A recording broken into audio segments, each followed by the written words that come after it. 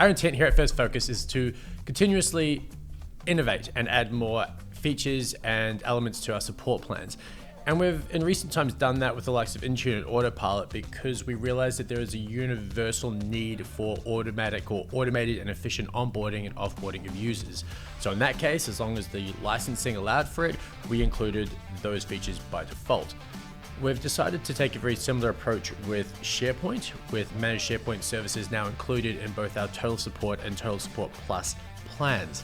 Today, in episode 6 of our 6-episode series on SharePoint, SharePoint Focus, where again, I'm joined by Tait and Alyssa Blackburn, we're going to talk about why we took that approach with SharePoint and having managed SharePoint services included in our support plans by default, but also go into exactly what those features are and the benefits they bring to businesses.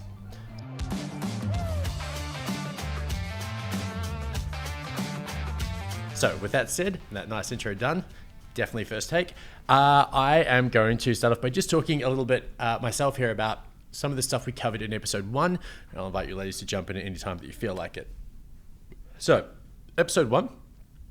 In episode 1, we talked about the 3 key drivers that are making SharePoint a hot topic, a non-negotiable when it comes to the data governance piece. Number 1, the Privacy Act. I'll let resident expert Alyssa again jump in and probably just recap some of those key points there. Privacy Act changes late 2024. Some of those changes come into effect. Some will soon come into effect. That is putting impetus on businesses of all sizes with increased penalties to make sure that the data is secure and compliant. The next one is that AI is now a huge thing. AI in itself is really nothing without the data being of high quality that feeds up into it. Third one is storage costs. With just the complete proliferation of data volume, not just documents, but images, videos, etc. The consequence of not managing your data, not having a strong governance piece there is going to actually have real cost outcomes for your business. That is why we've taken the approach. Now, I don't know if you guys want to add any more to that and dive into any more around exactly those pieces, around the why it's so important to have a focus on SharePoint before I dive into what are the features we've done in terms of... We'll maybe do the features and then we'll cool. chime in because then we can, round sounds good. piece out. Let's do that. All right, so the first feature is data classification and tagging around personal information and risky data. So what does that mean would be my first question. Well, I think it goes back to the previous episodes that we just did talking about metadata, and also talking about how we can protect that information. So once again, linking back to the Privacy Act and requirements there to really concentrate on how we're managing any kind of personal sensitive information that we're holding. So being able to identify where content might be sensitive, might be a particular level of sensitivity, and we might need to treat that information differently as a result, is an absolutely key component for organisations to be able to achieve. So building that in and it's not just one organisation, it's every organisation. You know, we talked about the scope of the Privacy Act has increased significantly. So rather than it just being, you know, I guess the upper echelon of Australian businesses, it's now almost all Australian businesses that need to be thinking about things like this. So, being able to identify where you've got sensitive content and then have a management strategy for that is an absolutely critical component of that. But what is data classification, and particularly what does risky data look like in your average mid-sized business in Australia? Well, I think, again, that can be really dependent on the type of organisation you are and the type of information that you have. So you can be you could be a 100, 200 seat organisation but work in the healthcare sector, for example, and you would be holding a whole bunch of medical information or information about prescriptions, Medicare, or numbers. you could, you might be housing incident reports and things like that, all of which are critical and sensitive and may contain personal information information there. You might be a financial organisation where you are holding things about, people's finances or budgetary requirements or things like that. You might work in an engineering space where you're holding plans about a bridge, for example. All of these things have a level of value and a level of risk associated with them, depending on what it is dependent on the type of information. But it doesn't really matter. It's quite broad.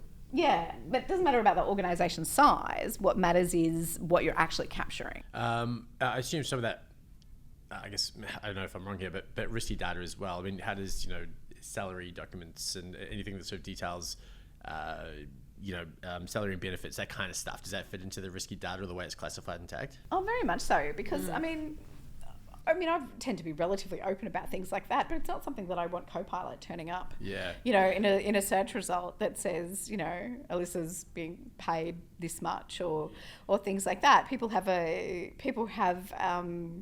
right to expect that the information about them is being held appropriately. It could be things like when I submit a medical certificate to my boss to let him know that, I need a little bit more than the usual one day off or things like that, I need to know that medical certificate that might have details about a particular illness on it isn't going around the organisation and everyone's like, oh, look, Alyssa's athlete's foot is playing up again kind of thing. So, I want that level of courtesy and respect for if the organisation is going to hold information about me. And I've worked at AvePoint for 11 years now. They've got a lot of information about me. That's a good point. I want to know that they're protecting it and managing it, and that it's not showing up in somebody's generative AI initiative.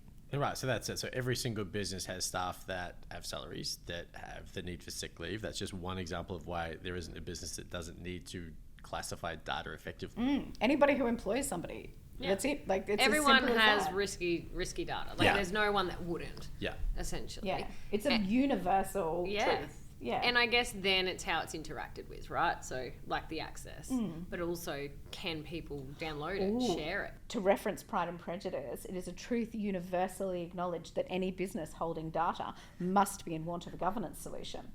That sounds legit. Yeah. Yeah. No, Jane Austen. Jane Austen wrote that. Yeah. So yeah. There's a new novel. Well, you just touched on it, Mia. So the first of the universally required elements of SharePoint data governance is data classification and tagging. The next one, which you just touched on, is sharing access control and permissions management. So please, you have the floor. What does that look like? Oh, look, I think it's first and foremost, we need to know the data, what it is. Risky data, is it? Is it business critical data? Who needs to see it? I think I touched on it in another episode. It's the audience, and then what they need to do with it, essentially. So how do they need to interact with it? Can they view it? Can they, download it? Do they need to edit it? So that then determines permissions, so site access, site permissions, and again, that's the specific SharePoint environment. Remember, we can do an umbrella approach as well, where we've got things like purview and AvePoint policies and rules, where we can say, certain types of data can't be interacted with in certain ways across OneDrive, SharePoint, Teams, etc. But then, yes, we can go more specific inside the sites themselves. And then we can restrict things like the way that sharing is happening within those environments, who can share, who can change sort of settings, expiries of links, and then we can also look at things like, well, the other element to all this is people understanding the different options as well. But so training also flows into all of this too. People need to understand the tools that they're using. And I think, that kind of flows back into it as well. I think it's also really important to acknowledge that classification is pretty useless unless you do something with it. Yeah. So if you just classifying something for the purposes of classification isn't particularly helpful. I mean, you can put a label on something, that's great, but the purpose of it or the outcome for it is to protect that piece of content, whether that be through locking it down or ensuring that it can't be shared externally or putting a life cycle policy on it or things like that. The classification, the whole point of doing the classification is so that you can protect it. So you have to go to that next step of then actually doing. And it's what a lot of with businesses do get stuck with. Like we could do another whole series on that, but just planning and understanding. I feel like there's a lot of wheel turning in that space. It's like, we need governance and security. And you're like, cool, okay. And then we need governance and security. Yeah. Like, well, people say, I have to classify everything. Yeah. And I will say, why? Yeah. And I'm all for what do you classification. mean? I'm very pro classification. I just want to put that right out there now. But the first thing I will say to an organisation is, but why? Yeah. I'm honestly so the true. annoying 3-year-old where every time they say, I need this, I'll say, but why? What's the business But it's outcome? so good because if they can't answer it, what is the point? Yeah, that's exactly right. And it's so interesting because I see it all the time. These businesses are like, we've got a records management solution. And I'm like, okay, cool. What and they're like, oh, we want to see if we can bring it into SharePoint. So I do an audit of it. And it's literally no one's updated the record in like 12 months or 2 years or 3 years. And then I'm like, cool, so what do we rebuild? How are we doing this in SharePoint? Well, I don't know. I just feel like people aren't updating it. So can we just... And I'm like, oh, you just want a document management system. You just want to put your document, you just want file storage. Yeah. But like, they thought they wanted this big records management. Yeah. And- But if their actual answer is, I want streamlined data management processes, I want reduced risk of data breaches, non-compliance, I want improved productivity through organized data, I want peace of mind with expert oversight. Those are good answers, right? For why you tag something. Absolutely. Right? They're extremely valid answers, definitely. And a good reason to undertake classification when you then go to the next step of then actually doing something with it. I think, it's the why and then being able to answer all of that. Yeah. And then come back to that. I think businesses need to have some form of documentation or reference point to that as well. They can't just go and set something up and then be like, cool, that's done now.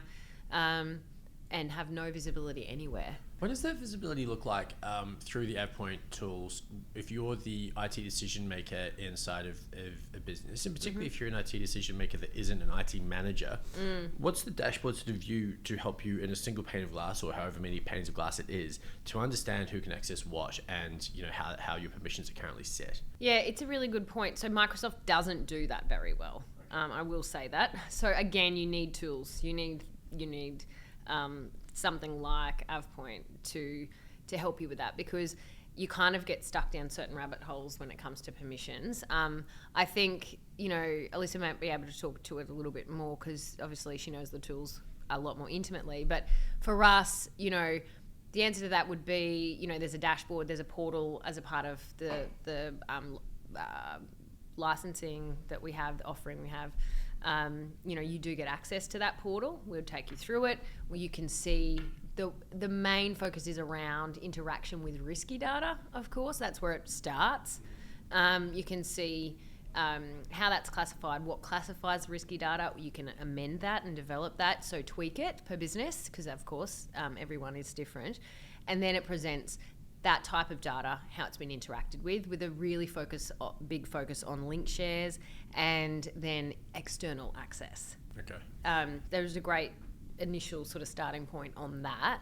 The permissions then you can delve into, and it comes out really nicely in their Copilot assessment, because that's where it kind of got legs, was around the fact that people needed to see the permissions and how people access the data, because they're like, well, what's happening if they get a Copilot license? So you can then delve into sort of how many groups have been configured, who, has access to these, are there external members in those, all those types of things. And I would get back to the point we've made several times throughout this series, which is you can't make good decisions if you don't have the right information. So the point of these dashboards, if you're not, if you're a level above sort of your administrator or things like that, is to be able to put the information in front of you so that you can make some decisions about what you need to do. And those decisions may not necessarily be technology decisions. They're going to end up there, definitely. But it might be policy decisions where you're seeing a whole bunch of stuff about, let's say you start to see some trends about there's a whole bunch of documents with credit card numbers in them. Why are people putting credit card numbers into documents and things like that? And by alerting you to the fact that that's happening, you can then go and do some investigation about why are people putting credit card numbers in documents? And it could be because they've established this process and they're saving the documents in the wrong way or things like that. It could be any number of things. But unless you have that insight and that visibility, you can't then like try and get in front of what's actually going on within the organisation. So it's about putting the information in front of the right person to be able to make some good decisions about what you need to do. It is a good point you've made, which we probably haven't even talked about at all, but business process. A lot of this stuff does highlight the need to review or look at business process. And just because something has been done a certain way doesn't mean it shouldn't be reviewed. And all of this highlights that. So no one is safe from that. No. I think, I think definitely one of the things to take away is this stuff is not a set and forget anymore. No, we cannot do it alone. We have to be looking at the data. We have to be understanding how it's being interacted with, the permissions. It has to be an ongoing thing. It's not a new problem, but it's certainly a problem that we all have to address right now. And it's also, I think, absolutely yes, and that's why for us as a business, we've said this is a managed service. This is a monthly, piece of a puzzle that we consistently look at and deliver. But also, I think it's getting more complex, right? So yes, it has to be managed by someone, but that someone has to be more and more kind of IT literate, I think, because there's so much to it. One of the best phrases that I heard and then totally stole was that we used to look at our information like it's gold and we should have as much of it as we possibly can. But actually we should be looking at it like it's uranium and we should have the least amount possible. We still need it, but we only want it in. We don't need, we don't want to stockpile it, kind of thing. Now, if you think about, I just got a vision of like the Homer Simpson. Yeah, that's right, very much so. But if you think about like the way you store gold, you might like store it in a safe or things like that, but you don't need to store it in a lead-based safe with protective equipment and things like that. If you think about how you need to store and interact with uranium, you need to be constantly on it. You need to be constantly monitoring it. You need to have like expertise, people with expertise looking after it and things like that. It's the same with our information. It's no longer a case of, just like keep everything wherever, forever. It's a case of, no, this is something that we have to monitor, we have to assess, we have to make sure it's being treated appropriately. We need to make sure that we've got people who are skilled to be able to do that. And that's where something like a managed service comes in. Some businesses don't have the capacity to have an information governance specialist on site, and that is fair. I do not criticize that, but that's where something like this is so vital, because you're still getting the outcomes that you need and that you have to get to without having the pressure of, oh my goodness, now we need to maintain another headcount. And the other thing that's interesting in all this, kind of almost coming full circle, is the workforce expectations. You are going to get a whole workforce that do not care about any of this. Yeah. They are literally coming in and going, chatbot, AI, and creating their documents and doing it. They don't care where it's coming from. They don't care where it's stored. They don't really care about the security of it. They just want to do their job, get in, get out. Yeah. And so it's up to us, it's up to the business to make sure under the hood is all, working and doing all the right stuff. So all of this stuff is becoming so important. You need that help. Because you cannot rely on user behavior. So No. the biggest risk to a business are And that is- your employees and users. Yeah. And it's a generational shift as well. Yeah. Like I look at how I interact with information versus how my parents interact with information versus how my 13-year-old interacts with information. So my mum and dad might see something on the internet and the first thing my dad will do is screenshot it, kind of thing. Whereas I might, add it to her favourites or things like that. That would never, ever occur to my 13-year-old. She'll just search for it. Yeah.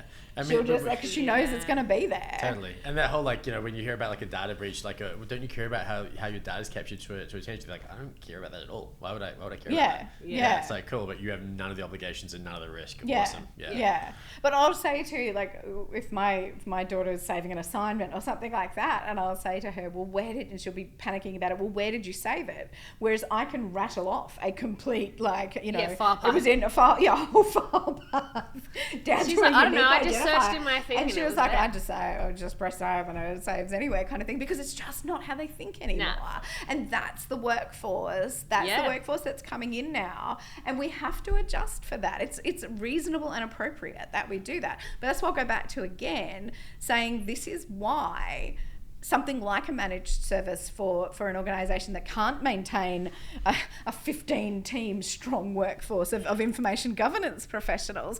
That's why a managed service is so important, because you're maintaining the 15-team strong professionals in this particular space that's looking after it for you. You're the ones who are keeping on top of, like, okay, you know, AI just changed this particular thing. You know, now we've got these other tools that we can take advantage of. Like, all of that's happening without an organisation having to worry about it. Like, just from a peace of mind perspective, I'm like, you take it. Totally. Please do it for me. So yeah, 100%. Yeah, I think it's such an important part of just ease of mind for directors and things like that, to be like, oh good, thankfully somebody else can worry about that for me. Yeah, share the load. And I think with IT, there's still a lot of businesses have the perception that it's just someone, you know, potentially in a call center waiting to take the support call, but really that's becoming such a commoditized. And this is where the legislative proactive versus reactive. 100%. That real sort of a partner who's looking out to make sure that your compliance, that your risk is minimized, but you're making the most of the stuff that you actually really get from Microsoft, and there's so much there to actually utilize. It's all of that, but without getting guidance, I think, as well, like guidance and recommendations, because sometimes, and I know we've talked about this, is, you know, sometimes people will say, oh well, what's everyone else doing, and it, you know, doesn't really matter because it's, you know, you need to figure out what you need to do. But there are also times when you can really sit down and sort of say, okay, if you do it like this is what you're going to have to, you know, this is what you're going to have to accept, and this is what you're going to have to, you know, wear and things like that. But if you do it this way, it's going to be like this. So having that level of expertise to help you make some of those decisions, I think is incredibly valuable. Yeah. Because I don't want to be necessary. Definitely necessary. I don't want to get, well, we've got pretty salesy, and I have to own that. But so we don't finish on that note. Insert credit card. Yeah, pretty much a little bit. Call to action. Just on that touch about the data sort of being more like uranium than gold. There's our CEO had a conference recently, or at an event. He was saying the thing is that in terms of to be good at to have AI, to be able to utilize AI really well now, you have to have been using data or storing data, recording data well for a while. And, you know, when it comes to client interaction, so that we can triage tickets well, have recommendations go up to our support team, so that AI is pulling on enough data from individual clients to be able to say, they recently had an issue like this with another user, and we suggest you look at this. That there's the need to be doing a good job with record management and data storage now to ensure that in 2 years' time, 3 years' time, 4 years' time, you've got the ability to best utilize new technology coming in. How do you best kind of take both those things? Data is a risk if not required, but data may be required that you don't realize has value now for future. Like, how do you? It sounds like a minefield. Like, what's the best way to approach that?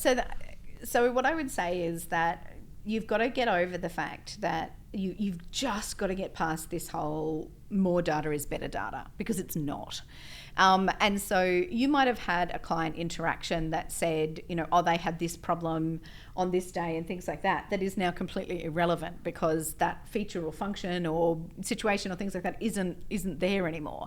So, and if that's the case, you don't want that feeding into an AI answer, because it's not actually relevant. And so we have to get out of this mindset of AI needs more data, AI needs more data. No, what AI needs is quality data. And so if that means that there's a little bit less of it, and believe me when I say there's still plenty to go around, even once we've got rid of all of the stuff that isn't as relevant anymore, there's still plenty of data there, don't worry.